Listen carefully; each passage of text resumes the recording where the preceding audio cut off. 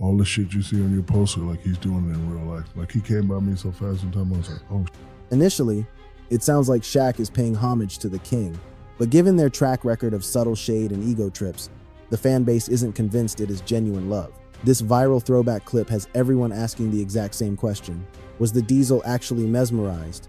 Or was he firing a warning shot? Let's talk about the tunnel incident that rocked the NBA universe. Look, some of the most pivotal moments in pro hoops history never happen on the painted floor, never hit the Jumbotron, and never show up in the stat sheet.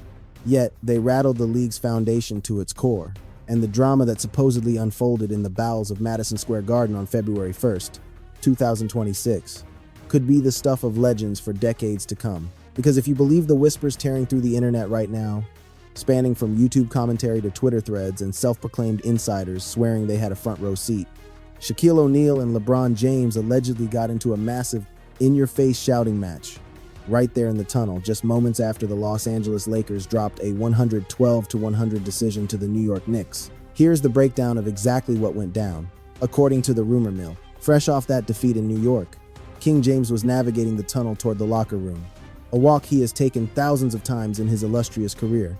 Except tonight, the vibe was off. Rumor has it Shaq was planted right there in the hallway, physically cutting off LeBron's exit route and refusing to budge until they had a little chat that was apparently long overdue. So why was the big Aristotle so heated? Why did he feel compelled to check LeBron man to man, instead of just throwing shade on TV or podcasts? It all circles back to some spicy takes LeBron dropped on his own show recently. James basically insinuated that the modern NBA grind is tougher because of the tempo and spacing, seemingly downplaying the brute force of the 80s and 90s.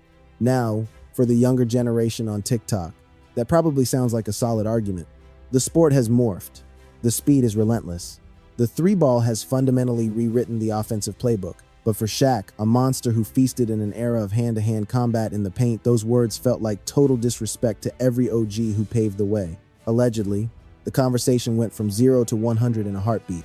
Shaq reportedly pressed LeBron on his definition of hard, cracking jokes about how you can't call this era tough when refs hand out texts just for staring a guy down. And if you have followed Shaq's career, when he gets passionate, the filter completely disappears. He does not mince words. He speaks his truth with all the weight and dominance of his massive persona behind every sentence. In your prime, do you think you could beat LeBron and AD, you and Kobe? Do I think or do I know?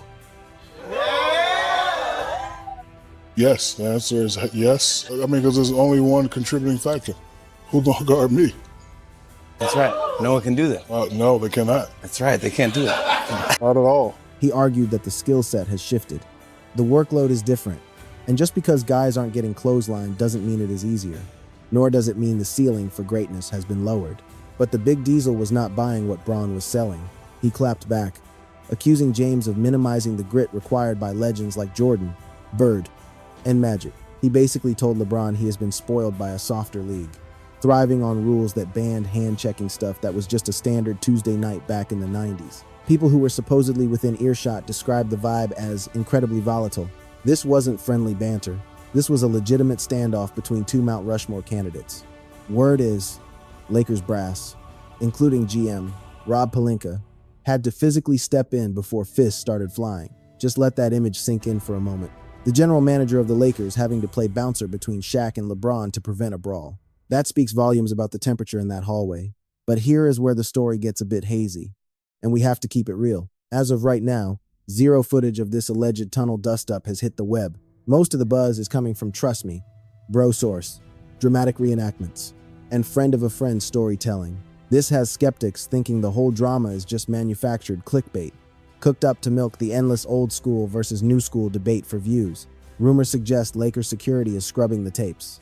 But the narrative is already spreading like a virus thanks to leaks and eyewitness gossip. However, whether this tunnel showdown went down exactly like the movies or got spiced up for the headlines, one fact remains undeniable. The friction between the Diesel and the King is 100% authentic.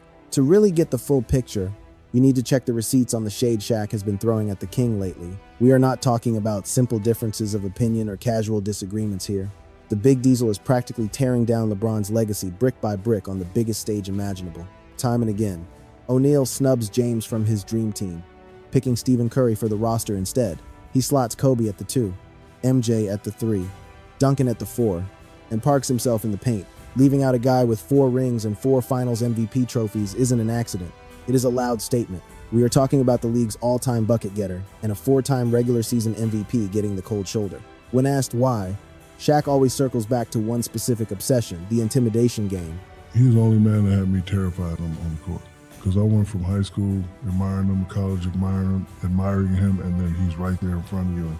Whenever he brings up that bone-deep dread Jordan instilled in people, he is implicitly telling the world exactly what he thinks LeBron is missing compared to the greats. All the shit you see on your poster, like he's doing it in real life. Like he came by me so fast one time, I was like, oh. Hearing a Titan like Shaq admit to being scared senseless is rare, raw, and incredibly telling. It perfectly explains why he believes today's game LeBron's kingdom is soft compared to the old days. In his eyes, the new school just cannot compete with the golden age. Now let's talk about that all-star slight.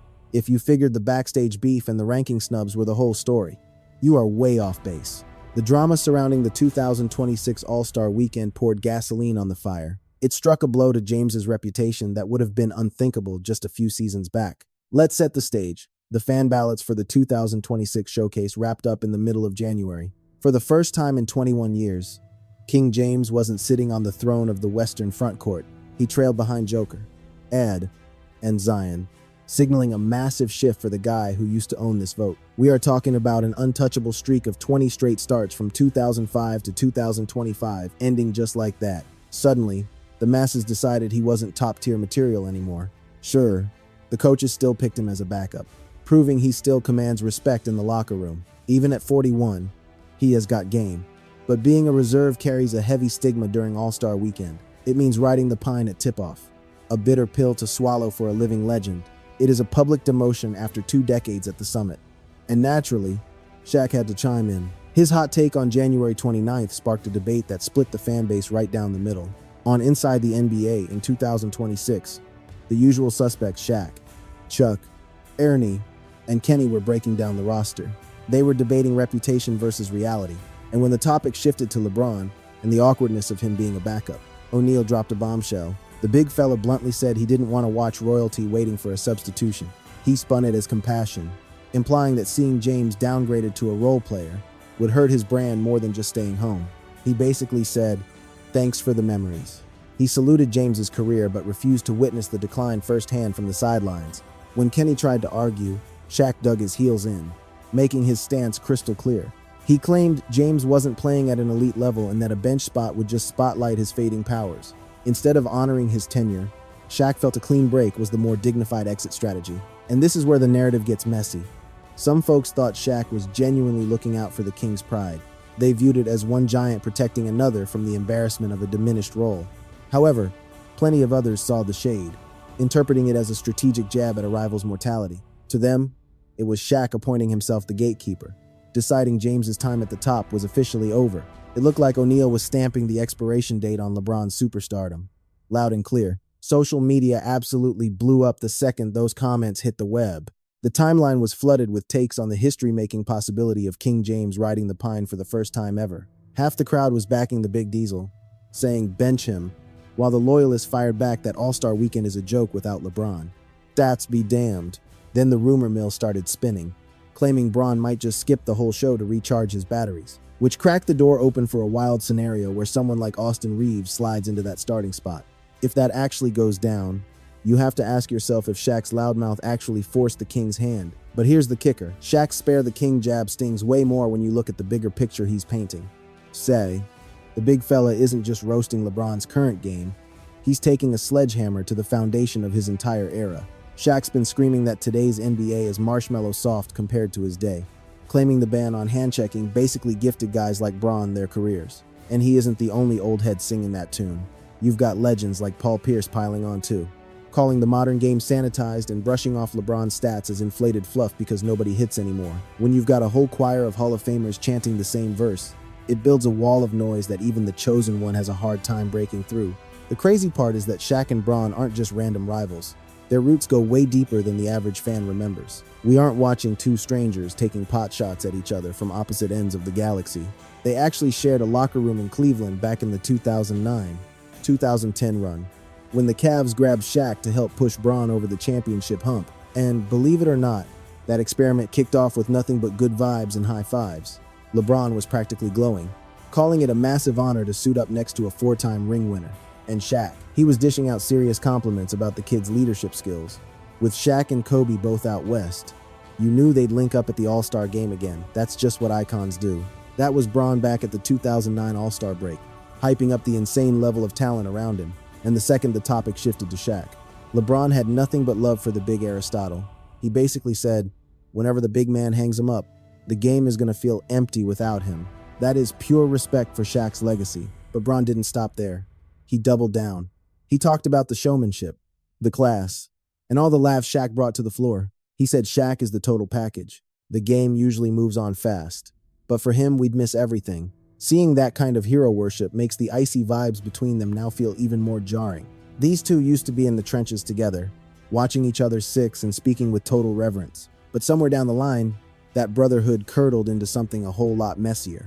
That 2009-2010 squad was a juggernaut, racking up 61 wins and handing LeBron his second straight MVP trophy. But it all crashed and burned in the semis when the Celtics sent them packing in heartbreaking fashion. Shaq gritted through all 11 playoff games, but injuries had him limping to just 11.5 points and 5.5 boards a night. LeBron was putting up video game numbers, but even he couldn't drag that squad past Boston's veteran hit squad. What went down after that failure flipped the entire script of NBA history. Bron took his talents to South Beach that summer, and the Shaq-LeBron era was dead in the water before it ever really set sail. Pivoting from Kobe to LeBron in this clash of generations, if you've watched Shaq on TV, beefing with icons is basically his side hustle. Long before he was taking swipes at King James, it was all about the Shaq versus Kobe saga. That legendary, explosive decade of ego warfare between two Lakers gods gives us the perfect roadmap to decode Shaq's behavior when he targets another legend. The Shaq-Kobe beef is arguably the most notorious soap opera in the history of the league. It was a toxic cocktail of massive egos and alpha energy that somehow powered a three-peat. They ruled from 2000 to 2002, right before imploding and tearing that dynasty apart from the inside. If you get what went down with Kobe, you've got the key to unlocking this whole Shaq and LeBron drama. The friction between those two sparked pretty much the second they put on the same jersey. Shaq touched down in LA as a megastar in 1996. The same year, Kobe rolled in as a high school prodigy. Trouble started brewing early because Shaq saw a sidekick. While Kobe was hell-bent on being the main attraction, by 1998, the vibe was already toxic jealousy, ball hog accusations, and even a fistfight during a lockout scrimmage had poisoned the well. He's the one guy who actually scared me stiff on the hardwood. I went from idolizing the man in high school to worshiping him in college. Suddenly, he's standing right there, and everything you stared at on your bedroom poster, he's executing it in the flesh, right in your face. He blew past me so fast one time, I was just stunned. But that awe Shaq held for MJ was a totally different ballgame from how he viewed his own squad. With Kobe, fear wasn't the factor. It was a clash of egos, a battle for the throne, a war over whose name got top billing when the history books wrote about the Lakers dynasty. But here's the kicker, the Shaq and Kobe saga is the perfect lens for understanding the beef brewing with LeBron today. After years of throwing shade and airing dirty laundry, Shaq and Kobe finally buried the hatchet. Back in 2015, Kobe hopped on Shaq's pod and owned it, admitting he was a total knucklehead back in his rookie days. And Shaq kept it real too, confessing that a lot of that trash talk was just heat of the moment adrenaline. They realized it wasn't true hate. As Shaq put it was just athletic dislike, strictly business. Nothing personal. Then came January 26th, 2020, the day the world stopped. When Kobe died in that crash, Shaq was absolutely gutted, and we all saw the heartbreak. He went on Inside the NBA and just let it all out, openly weeping while honoring the man he finally called his brother. Since then, Shaq has been open about the heavy regret he carries, wishing he'd picked up the phone more often before time ran out. Fast forward to February 8th, 2024. At the unveiling of Kobe's statue, Shaq called him the fiercest competitor he'd ever witnessed and, without a doubt, the greatest teammate he ever shared the floor with. Just look at that journey. They went from nearly throwing punches in practice to that moment of pure reverence. It proves that even the most volatile beefs can turn into something beautiful if you let the clock run long enough. So, what's the takeaway for Shaq and LeBron? It suggests what we are seeing might just be par for the course, another entry in Shaq's long resume of locking horns with legends. That tense moment in the tunnel, the jabs thrown during All-Star Weekend, leaving him off the all-time starting five, that might just be Shaq being Shaq, testing the guys he respects because that is simply his wiring. But scratch the surface, and there is more. One analyst broke it down perfectly, putting Shaq's whole vibe into sharp focus. The reality. This Shaq versus LeBron thing isn't just about different eras, toughness, or the GOAT debate. It might be about Shaq wrestling with his own potential. Shannon, what is your take on Shaq's remarks? Shaq had a moment of clarity. Shaq knows deep down he belongs in the debate for the top spot, like top 2 or 3 to ever lace them up. That hits the nail on the head because the argument is solid that Shaq had the raw machinery to be the one, not just one of the greats, but arguably the undisputed greatest player to ever touch a basketball. Not just the most dominant, but the best ever. You will never see another human being that size move with that kind of grace and power. And the reason he didn't hit that absolute ceiling, the reason people talk Jordan and LeBron but leave Shaq out of the GOAT chat, it boils down to one simple fact. He didn't take the offseason seriously. The training, the diet, he didn't show up to camp in shape like he was supposed to. If he had the discipline of LeBron, the drive of Kobe, the focus of Jordan, there is no way in hell there would even be a debate. That is a tough pill to swallow. But even Shaq has basically admitted it is the truth. Now view his beef with LeBron through that lens. It adds a whole new layer to every dig, every list, exclusion, every jab at the king. If only he had locked in like LeBron. If he had matched Kobe's intensity or Jordan's man, we wouldn't even be having this conversation. See, the magic of LeBron James, what separates him from almost every other athlete in history, is exactly the piece Shaq was missing. It is the grind, the commitment to the long game, knowing that greatness isn't just talent. It is keeping that talent elite, year after year. LeBron's genius is that he cracked the code early. It is all about what you eat and how you train. Exactly. Mike Mancias and the whole crew he keeps close. LeBron realized early if he treated his body like a temple, invested in recovery, and hired the right squad, he could dominate for decades. And that is precisely what he has executed. His inner circle laid it out for him from day one. If you walk this path, you last. And this is where it hits home. Think about Shaq watching LeBron achieve the longevity he never could. Shaq never saw the value in that. He thought he could just play himself into shape during the season and ride it out. O'Neal could essentially brute force his body into game shape through pure dominance. But he never built the machinery to sustain that level for decades the way James has. You have to wonder if the big man lies awake at 2 a.m, haunted by the ghosts of championships that were left on the table. Make no mistake, his trophy case is absolutely legendary. That unspoken regret is the master key to unlocking the real beef between Diesel and the King. It is far deeper than just a clash of generations or styles. We are looking at a titan who knows deep down he had the tools to be the undisputed GOAT, yet refused to embrace the grind required to claim that throne. He is witnessing a rival who, perhaps lacking those alien-like physical gifts, has ruthlessly squeezed every single drop of greatness out of his potential. As of February 13th, 2026, LeBron has maintained absolute radio silence regarding Shaq's commentary. The superstar has tunnel vision right now, locked in completely, on dragging Los Angeles into the postseason picture. He casually brushed off the disrespect of that all-star snub, shifting the narrative entirely toward team dominance over personal stats. Only time will tell if that silence is true, unbothered bliss, or a calculated move to let the scoreboard do the screaming for him. Thanks for tuning in. If you dug this breakdown, smash one of those video cards popping up right now to dive into more heavy-hitting basketball stories.